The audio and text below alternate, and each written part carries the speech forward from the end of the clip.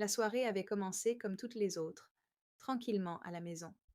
L'horloge sur la cheminée tic-taquait régulièrement, le feu crépitait dans l'âtre, et le parfum du thé Earl Grey préféré de mon mari se mêlait à la légère odeur des biscuits au gingembre que j'avais préparés plus tôt.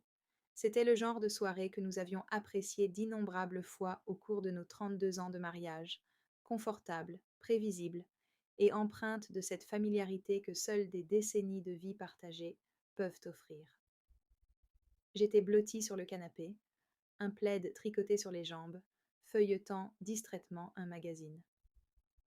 Mon mari, Marc, était assis dans son fauteuil, ses lunettes sur le nez, en train de lire le dernier roman historique que j'avais emprunté pour lui à la bibliothèque. Son front se fronça légèrement, comme il le faisait toujours lorsqu'il était profondément absorbé par une histoire. Je me souviens avoir pensé à quel point il était toujours beau, malgré les mèches argentées dans ses cheveux et les rides du sourire qui soulignaient son regard. Nous étions, de la vie de tous, un couple typique qui avait traversé ensemble les hauts et les bas de la vie.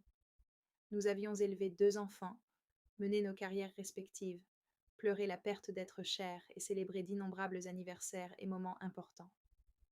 Notre amour avait évolué au fil des ans, de la passion ardente de notre jeunesse à la complicité stable et durable de la cinquantaine. Je pensais tout savoir de Marc et de nous, mais ce soir-là, il m'a surprise d'un moment que je n'aurais jamais imaginé. Claire, dit-il, posant son livre et retirant ses lunettes.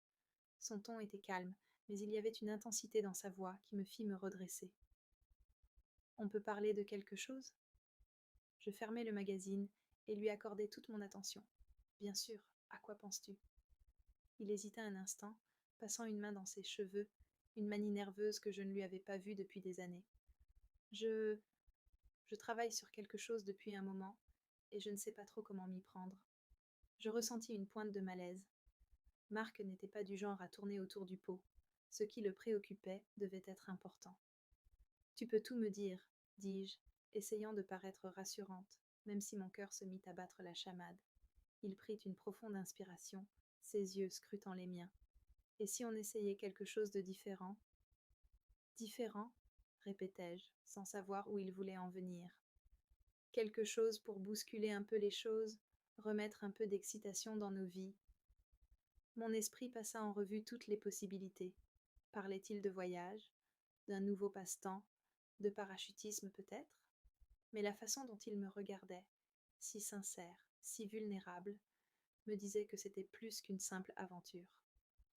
Continue, l'encourageai-je doucement. Il se remua sur son siège, cherchant visiblement à mettre ses pensées en mots. Finalement, il dit: j'ai lu et entendu parler de couples qui explorent de nouvelles dynamiques dans leurs relations, des façons d'approfondir leurs liens et de se redécouvrir. Et je me demandais si tu avais déjà envisagé quelque chose comme ça. Je clignai des yeux, essayant de comprendre ce qu'il disait. Tu parles de... Ma voix s'éteignit, tandis que je cherchais des indices sur son visage. Il hocha la tête, son expression mêlant espoir et appréhension.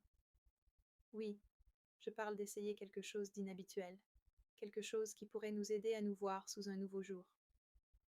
Le silence sembla s'installer dans la pièce, le tic-tac de l'horloge soudain plus fort qu'auparavant. J'avais toujours pensé que nous étions ouverts et honnêtes l'un envers l'autre, mais cette fois, c'était un terrain inconnu. Je ne savais pas comment réagir, alors j'ai fait ce que je fais toujours quand je suis incertaine. J'ai posé des questions. Qu'est-ce qui t'a fait penser à ça? Ai-je demandé. Marc s'est penché en avant, posant ses coudes sur ses genoux. Je crois que c'est la prise de conscience que nous ne rajeunissons plus.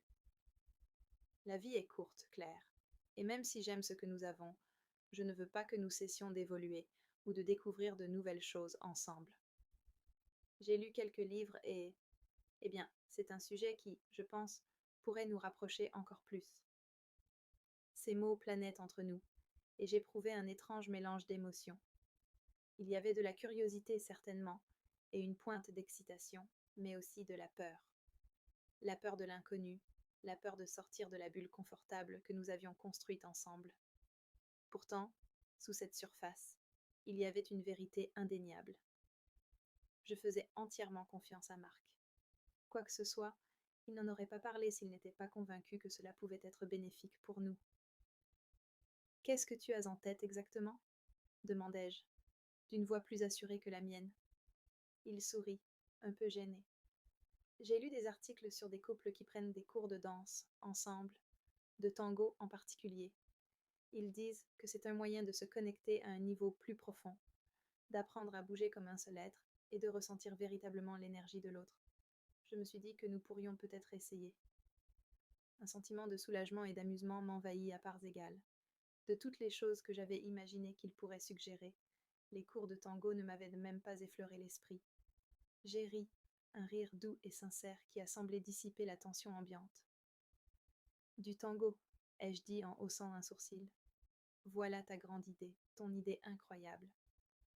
Marc a ri doucement, l'air un peu gêné, mais aussi profondément soulagé.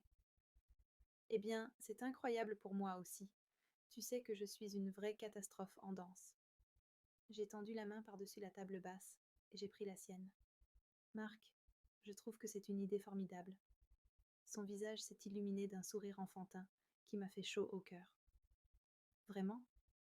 Tu ne plaisantes pas? Vraiment, ai-je répondu.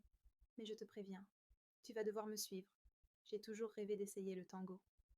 Et comme ça, une soirée ordinaire est devenue le début d'une aventure extraordinaire. Au cours des semaines suivantes, nous nous sommes inscrits à des cours dans un studio de danse local et nous avons découvert une toute nouvelle facette de nous-mêmes.